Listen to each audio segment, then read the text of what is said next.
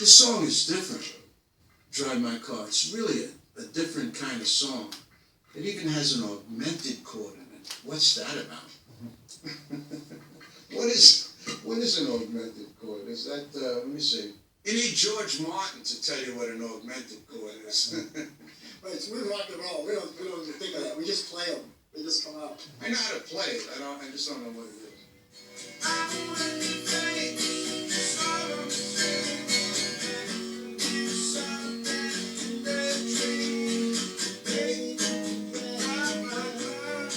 Drive My Car by Dion was an interesting one because I cut the track with Paul's band.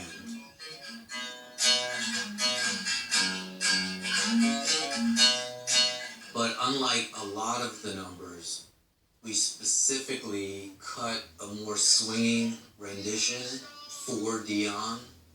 Baby, you can drive my car, and maybe I love you. Beep, beep, beep, yeah. Well, what I think of when I think of Paul McCartney and the Beatles, they inherited the form from America, the form of two guitars, bass, and drums, and they took it to another level. They added augmented chords sometimes, and they had exceptional harmonies.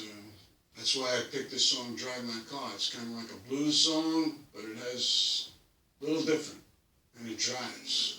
Baby, you can drive my car. Yes, I wanna be a star. Baby, you can drive my car. Maybe I'll love you. I love that now. Drive My Car, which I did on this album. I remember hearing it when I was driving my Thunderbird convertible, black leather bucket seats, wire chrome wheels, and Drive My Car was blasting out of the speakers driving through the Bronx.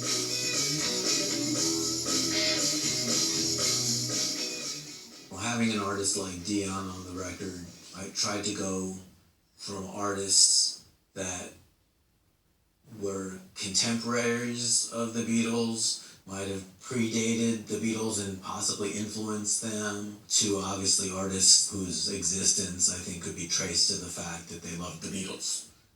When the Beatles came over in 1964, I met them on 57th Street and started talking to a few of the guys, and we ended up going into the same store and buying leather jackets. I still have mine, and he wore his on Rubber Soul.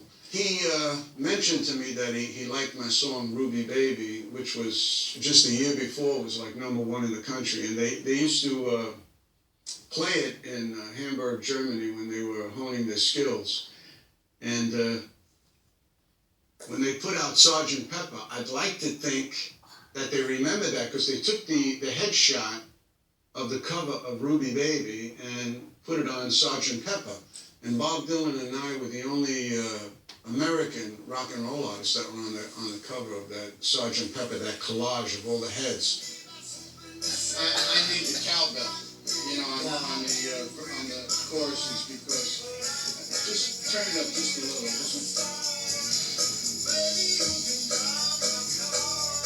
To me, that and the tambourine. I believe. I know he's lighthearted and he's easy to get along with and very spontaneous, but the guy is a genius. My definition of being a genius is the distance between what somebody's doing in their chosen field and what everybody else is doing. And definitely what he was doing, there is distance.